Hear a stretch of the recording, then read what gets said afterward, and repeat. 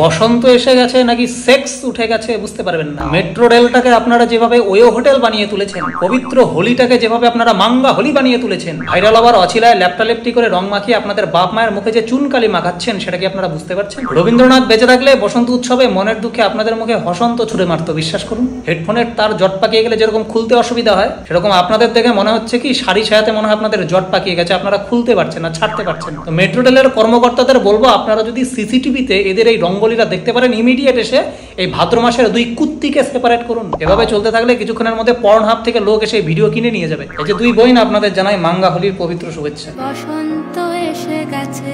হে WhatsApp বন্ধুগণ, welcome to new video. আজকের ভিডিওতে এমন কিছু পোস্টের পোস্টমর্টেম করতে চলেছি যেগুলো দেখিয়ে আপনারা হাসিবেন না কাঁদিবেন, নাকি অবাক হইবেন, নাকি রাগ করিবেন, মানে কনফিউজ হইয়া যাবেন। অনেকটা এখনকার আবহাওয়ার মতো, নাকি অদ্ভুত আবহাওয়া, তাই না বন্ধুগণ? শীত বিদায় নিতে চাইছে না, গ্রীষ্ম জোর করে এন্ট্রি নিতে চাইছে, বসন্ত অভিমান করে একটা কোণে পড়ে রয়েছে, আবার বর্ষা রোজ সন্ধ্যাবেলা একবার করে থ্রেড দিয়ে যাচ্ছে। মানে এটা আবহাওয়া নাকি যাত্রাপালা বুঝতে পারবেন না, মানে ধরতে পারবেন না। তো চলো বন্ধুগণ, দেরি না করে আজকে চলে যাচ্ছি প্রথম পোস্টের পোস্টমর্টেম করতে। মানে অদ্ভুত একটি পোস্ট, সম্ভবত মেদিনীপুরের একটি স্কুল, সেখানকার একজন শিক্ষক, উনি রোজ স্কুলে মদ খেয়ে প্রবেশ করেন।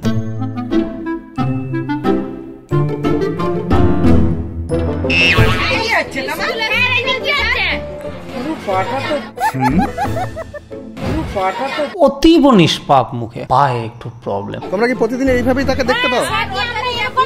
মদ খেয়ে প্রতিদিন মদ খেয়ে আসে।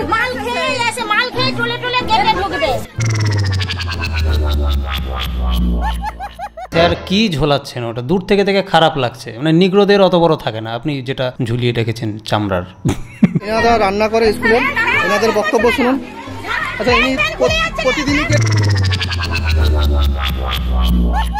অবাক লাগলাম যে ভদ্রলোক মদ খেয়েছে, ঠিক আছে, বেল ফেল শার্ট ফার্ট পরে, জিন্সের প্যান্ট পরে সুন্দরভাবে এনে পরিপাটি হয়ে স্কুলে গেটে প্রবেশ করলেন। তারপরে যখনই রান্না করার ভদ্র মহিলারা অভিযোগ জ্ঞাপন করলেন যে মদ খেয়ে আসে, স্যার কেমন স্যার, স্কুলে ছাত্রছাত্রীদের সামনে কি শিখবে তারা, উনি প্যান খুলে দিলেন। রান্না করার মহিলাগুলো দাঁড়িয়ে আছে, অভিযোগ করেছে, সে প্যান খুলে দিয়েছে।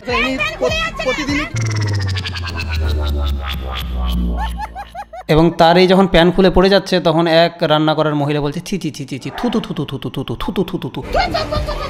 না না ম্যাডাম, আপনি থুতু করতে পারেন না। উনি হয়তো আমাদের সমাজকে একটা বার্তা দিতে চাইছেন। যখন একটা সুন্দরী মেয়ে রাস্তা দিয়ে ছোট ড্রেস পরে হেঁটে হেঁটে যায়, তখন কি আমরা তাকে তাচ্ছিল্য করি? কোনোদিনও তাচ্ছিল্য করি না, বরং আমাদের ভালো লাগে, আমরা দেখে বলি ওয়াও। কিন্তু এখানে তিনি যখন একজন ছেলে হিসেবে অঙ্গ প্রদর্শন করতে চাইছেন, আপনি কেন থুতু করছেন? থুতু করতে পারেন না আপনি। উনি হয়তো নিজের পাছার ক্লিভেজ দেখাতে চাইছে। হ্যাঁ, আপনি বলতে পারেন যে ওয়্যাক্স করে আসবেন, লোমগুলো ভালো লাগছে না, এই মন্তব্য করতে পারেন, যাতে উনি তার শো আপটাকে একটু বেটার ওয়েতে নিয়ে যেতে পারে।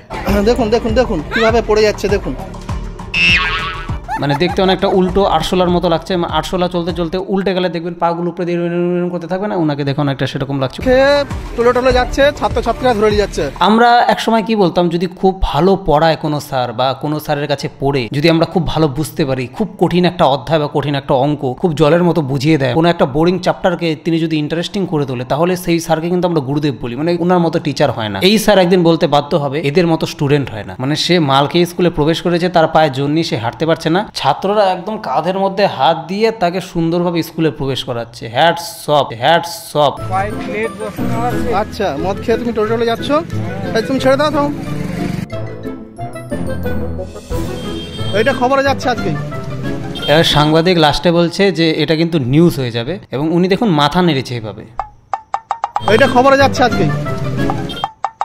মানে মদ এমন একটা বিষয়বস্তু না, একটা ভিতরে অদ্ভুত একটা অ্যাটিটিউড জন্মায় যে ছেঁড়া গেল, আপনার নামে কিন্তু নিউজ হয়ে যাবে। ছেঁড়া গেল, আপনি কিন্তু কাল থেকে একটি নোংরা টপিকের উপরে ভাইরাল হয়ে যাবেন। টিচার হয়ে স্কুলে মদ খেয়ে প্রবেশ করেছেন, আপনারা কিন্তু রেপুটেশনে একটা ব্যাড স্ট্যাম্প পড়ে যাবে। ছেঁড়া গেল, আপনারা কিন্তু চাকরি চলে যেতে পারে। ছেঁড়া গেল, আপনাকে কিন্তু বাড়িতে ঢুকতে নাও দেওয়া হতে পারে। ছেঁড়া গেল, সমাজে আপনি মুখ দেখাতে পারবেন না। ছেঁড়া গেল, এমনিতেও আমি মুখ দেখাই না, পদ দেখাই। গাড়ির পিছনে বসা ছিল, পড়ে গেছে। কোথায় যাচ্ছিলেন? জামার বাড়িতে।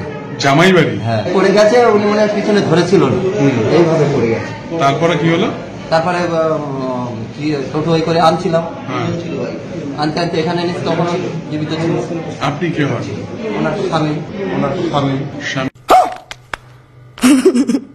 মানে প্রশ্ন হচ্ছে ওনার বউ বাইকের পেছন থেকে উল্টে পড়ে গেছে, মারাও গেছে, তা হাসছেন কেন উনি? পড়ে গেছে, উনি মনে হয় পিছনে ধরেছিল না, এইভাবে পড়ে গেছে। একটা জোক মনে পড়ে গেল এক ভদ্রলোকের। হঠাৎ দেখি যে ঠোঁট পুড়ে গেছে, একদম পুড়ে ঠোঁট ফুলে গেছে, কালো হয়ে গেছে। তো জিজ্ঞেস করা হচ্ছে যে আপনার ঠোঁট এভাবে পুড়লো কেন? বলছে যে বউ বাপের বাড়ি যাবে 1 মাসের জন্য, তা স্টেশনে গেছিলাম ছাড়তে। তো ট্রেনে তুলে দেওয়ার পরে এত মনে আনন্দ হয়েছে যে আমি এক্সাইটেড হয়ে ট্রেনের ইঞ্জিনে চুমু খেয়ে ফেলেছি। তো শুনতে খারাপ লাগলো এই ভদ্রলোকের, মনে হয় কি করবে, কলিযুগ বস। বিয়ের আগে একটা হয় যখন বাইক রাইডিং হয়, গার্লফ্রেন্ড বয়ফ্রেন্ড যখন বাইক রাইডিং এ যায়, বয়ফ্রেন্ড তখন ইচ্ছে করে জোরে জোরে ব্রেক কষে, বিনা কারণে ব্রেক কষে, যাতে গার্লফ্রেন্ড এই বয়ফ্রেন্ডের পিঠের মধ্যে সংঘর্ষ করতে পারে। গার্লফ্রেন্ডের বুকে আর বয়ফ্রেন্ডের পিঠে একটা সংঘর্ষ হয়, একটা অদ্ভুত এক্সাইটমেন্ট, অদ্ভুত মজা লাগে তখন একটা, বুঝতে পারলেন তো? পৌষ সংক্রান্তিতে একটা পিঠে হয় না, দুধ পিঠে। তো বিয়ের আগে যখন গার্লফ্রেন্ড বয়ফ্রেন্ড বাইক রাইডিং এ যায়, তখন ওই ব্রেক কষে কষে দুধ পিঠে আইটেম উৎপন্ন হয়। তো এটা হয় অ্যাট্রাকটিভ ফোর্সের মাধ্যমে বিয়ের আগে। বিয়ের বেশ কয়েক বছর পরে সেটা হচ্ছে ডিস্ট্রাকটিভ ফোর্সের বাইক রাইডিং। মানে বিয়ের আগে ব্রেক কষা হয় সংঘর্ষের জন্য, আর বিয়ের পরে দাঁড় করানো বাইক থেকে ফট করে স্পিড আপ করানো হয়। মানে চলছে চলছে ব্রেক করলে কি এই একটা বুকে পিঠে সংঘর্ষ, আর নর্মাল একটা বাইক থেকে যখন স্পিড আপ করবে তখন এটা ডিস্ট্রাকটিভ ফোর্স। এটা উনি ইচ্ছা করে অ্যাপ্লাই করেছে নাকি ওনার এক্সপ্রেশন দেখে এটা বলতে বাধ্য হচ্ছি। পড়ে গেছে, উনি মনে হয় পিছনে ধরেছিল না, এইভাবে। আরেকটি এখনকার হট নিউজ হচ্ছে রোহিত বৈদ্য, একজন বাংলার ইউটিউবার। তিনি স্ক্যাম করে ফ্রড কল সেন্টারের মাধ্যমে বিদেশি একটা মেয়েকে কল করে তার সিস্টেম হ্যাক করে 1.5 কোটি টাকা ছেড়ে দিয়েছে, মানে মেরে দিয়েছে 1.5 কোটি টাকা। 1.5 কোটি টাকার প্রতারণা করে শিলিগুড়িতে শয়তান সিনেমা দেখতে এসে ধরা পড়লেন অপরাধীরা। মেরে দিয়েছে 1.5 কোটি টাকা। বিদেশে থাকা এক যুবতীকে ক্রেডিট কার্ড ও ব্যাংক অ্যাকাউন্ট থেকে প্রায় 1.5 কোটি টাকা উঠিয়ে নেওয়া হয়। এখন প্রশ্ন হচ্ছে, এইটাতে অবশ্যই খারাপ কাজ, এটা নিয়ে সবাই আলোচনা করছে, কিন্তু আমার প্রশ্ন হচ্ছে তিনি একজন বাংলার ছেলে, পশ্চিম বাংলার ছেলে, তিনি বাংলা ভাষার ছেলে, সে পশ্চিম বাংলার কাউকে কেন টার্গেট করলো না? সে কেন বিদেশি একটা মেয়েকে কল করলো? দেখো, বাংলা ভাষার ছেলে, বাংলা ভাষা তার মাতৃভাষা। এখন যদি পশ্চিম বাংলার কাউকে ট্র্যাপে ফেলতো, তার বাংলা ভাষায় কথা বলতে বা কমিউনিকেট করতে অনেক সুবিধা হতো। এখন বিদেশি একটা মেয়েকে যদি কল করা হয়, তাকে ইংলিশে কথা বলতে হবে, সে অ্যাসেন্টটাকে আনতে হবে, প্রপার একদম প্রফেশনাল ভাবে ইংলিশে কথা বলতে হবে, তার জন্য কিছু স্ট্রাগল রয়েছে, প্র্যাকটিস রয়েছে, সেটা করতে একটু খাটনি হয়। বাংলা একটা সিম্পল বাংলা ভাষায় কল করে না করে তিনি কেন বিদেশিতে এরকম একটা কল করতে গেলেন? কারণ কি বলতো, আমরা পশ্চিমবঙ্গের জনগণ নেতা মন্ত্রীদের high profile, high planned scam দেখে দেখে আমরা এতটা ম্যাচিওর হয়ে গেছি যে আমাদের আর পেছন মারা সম্ভব না। এই ধরুন চিটফান্ডের স্ক্যাম, এই ধরুন চাকরি স্ক্যাম, অমুক স্ক্যাম, তমুক স্ক্যাম, মানে স্ক্যামের বাহার রয়েছে, ভ্যারিয়েশন অফ স্ক্যাম যদি কোনোদিনও হয়ে থাকে, পশ্চিমবঙ্গের রাজনীতি এখানকার প্রেক্ষাপটে হয়েছে, নেতা মন্ত্রীদের দ্বারা হয়েছে। এবং সেই যে পিএইচডি মার্কা স্ক্যাম, সেগুলো দেখে দেখে এবং আমরা পেছন মারা খেতে খেতে আমাদের পেছন অম্বুজা সিমেন্টের মতো একদম কঠিন কংক্রিট হয়ে গেছে। এই পেছন মারার আর সম্ভব না। সেজন্য চলো, যদি চুতিয়া বানাতেই হয়, আমরা বিদেশি কোনো একটা আমাদের স্ক্যাম করবি। আমাকে অনেক সময় ফোন করে বলে না, দেখবে মেসেজ আসে যে লাকি ড্রয়ের মাধ্যমে আপনার নাম্বারটা সিলেক্ট হয়েছে। আবে ভোসর এলইডি কে, আমার ব্যাড লাক এতটাই খারাপ যে ভগবান আমার ভাগ্য লেখার পরে কলম ভেঙে দিয়েছে, যে এত খারাপ ভাগ্য আর কাউকে দেবো না। আর তুই আমাকে বলছিস লাকি ড্রয়ের মাধ্যমে আমার নাম্বার সিলেক্ট হয়েছে, আর আমার নাম্বার ট্যাটু করে তোর পদে ছাপিয়ে দেবো। আবার অনেক সময় কল বা মেসেজ আসে যে আপনি 9 লাখ টাকা পুরস্কার জিতে গেছেন, এই টাকাটা যদি ইমিডিয়েট উইথড্রল করতে চান, আপনি আপনার ব্যাংক ডিটেলস, বিচিট জেরক্স এগুলো পাঠিয়ে দিন, আমরা পাঠিয়ে দিচ্ছি টাকাটা আপনাকে। মনে মনে ভাবি, স্কুলে যেমন খুশি তেমন সাজো প্রতিযোগিতায় কোনোদিনও শান্তরা পুরস্কার হিসাবে কেউ একটা ললিপপ দেয়নি, সেখানে আমি 9 লাখ টাকার পুরস্কার জিতে গেছি। এখানে কি চুতিয়া লাগা নাকি বোকা ড্যাশ লাগা, মানে 4 অক্ষরের বোকা লেখা। স্ক্যাম করে কি করছে, শিলিগুড়িতে গিয়ে সিনেমা হলে শয়তান দেখছে, ব্যাস শয়তান ধরা পড়ে গেছে। শয়তান মুভির টিকিট কাটেন তারা, তাদের এই একটা ভুলই পুলিশের সাহায্য করে। আবার গার্লফ্রেন্ডের সাথে মোটিভেশনাল কিছু কিছু বাণী দেয় ব্লক করতে করতে। ভাই একটু শোনো, যে এই দুনিয়াতে ভালো মানুষ খুব কম, আসলে ভালো মানুষটা তৈরি হয় কিন্তু নিজেদের জন্যই। আজকে তুমি যখন 4টে লোকের ভালো করবে, তোমার সাথেও ভালোটাই হবে। আরে বাবা, সস্তা সন্দীপ মহেশ্বরী ভাই। এরপরে যদি আবার তুই ইউটিউবে ভিডিও বানাস, দেখবি ইউটিউবের প্লে বাটনের একটা সিম্বল আছে, প্লে পজের একটা সিম্বল, এরকম চোখা, এরকম 3 কোণা, চোখা দিকটা দিয়ে তোর সংবেদনশীল এলাকায় ইউটিউবের অফিস থেকে এসে খোঁচা মেরে যাবে। মাখো তারপর ডায়লগটা দাও। নিম্না দোসরাস তেলমি হারদা বুসা বিল মাহাত মোহিনী জুকো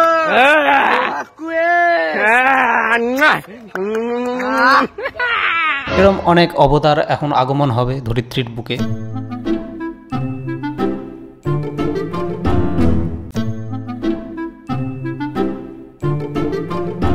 এক কাজ করা হয়, পদের ক্লিভেজে রং পরিয়ে দাও।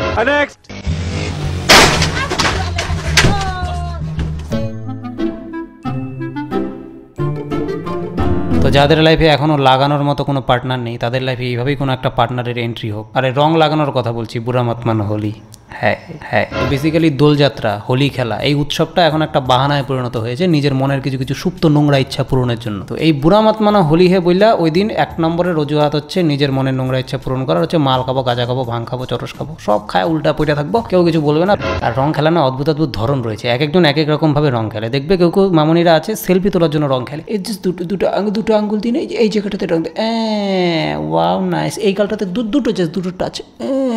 আরেকটা হয় রং খেলা আমাদের পাগলা মতো রং খেলা, মানে এমন পরিমাণে রং খেলা হয় পরের দিন হাগামতার কালার চেঞ্জ হয়ে যায়, মানে রং নিজে লজ্জা পেয়ে যায়, তাকে এমন এমন জায়গায় পৌঁছে দেওয়া হয়। আরেকটা হচ্ছে নতুন ট্রেন্ড হচ্ছে বসন্ত উৎসব। বসন্ত উৎসব মানে মাঠ হবে, ডিজে পার্টি হবে, ভাং সাপ্লাই করা হবে, ভাঙের নামে আরো কি কি সব সাপ্লাই করা হবে, ছেলেমেয়েরা সব হলুদ শাড়ি পাঞ্জাবি পরে আসবে, তারপর ঢেলে লাগাও মানে রং। আর দেখবে ক্যামেরাম্যানগুলোর তো এদিন আলাদাই উরে বাপরে, ক্যামেরাম্যানদের লেন্স আর ক্যামেরা কিন্তু খুব প্রিয়, মানে এমনি যখন সারা বছর থাকবে ক্যামেরার উপরে লেন্সে যদি একটা ধুলো পড়ে ফু ফু ফু ফু ফু ফু দিয়ে চাপা ব্যথা করে ফেলবে, এত কেয়ারিং ক্যামেরা লেন্স। আর এদিন চারদিকে রং উঠছে, জল ছিটছে, পিচকারি দিয়ে খেলা হচ্ছে, সে ক্যামেরা জুম লেন্স বের করে শুয়ে গেল, মামনে হাসো, আঁচলটা একটু সরা, এই যে একটা লাল, এটা হলুদ, একটা সবুজ, সুন্দর জুম ক্লিক লাগবে নাকি? হোয়াটসঅ্যাপ নাম্বারটা দাও, হ্যাপি হোলি, হ্যাপি হোলি। তো বন্ধুগণ, আজকের মতো ভিডিওটা এখানেই শেষ করছি। Happy Holi in advance. সবার দোলযাত্রা খুব ভালো কাটুক, এনজয় করো সবাই। তবে হ্যাঁ, একটাই রিকোয়েস্ট করবো, রাস্তার কুকুর, গরু, বাছুর এদের গায়ে রং লাগেও না। মানে তোমার যদি জীবনে রং বেশি লাগে, মনে যদি ফুর্তি বেশি জাগে, তোমার এক্সট্রা রং তুমি তোমার নিজের পোদে ঘষো, কিন্তু ওদের গায়ে লাগেও না, কারণ ওরা তো বাড়ি থেকে সাবান দিয়ে স্নান করতে পারে না, ওরা চেটে চেটে গা পরিষ্কার করে, এবং সেই রং কেমিক্যাল খেয়ে তাদের শরীর খারাপ হয়। তো ওটা করো না, বাকি সব ঠিক আছে। টাটা বন্ধুগণ, ফুল টু এনজয় করো, হোলি খেয়ে মাল খেলো, ফুল টু এনজয় করো, হোলি খেয়ে মাল খেলো। বসন্ত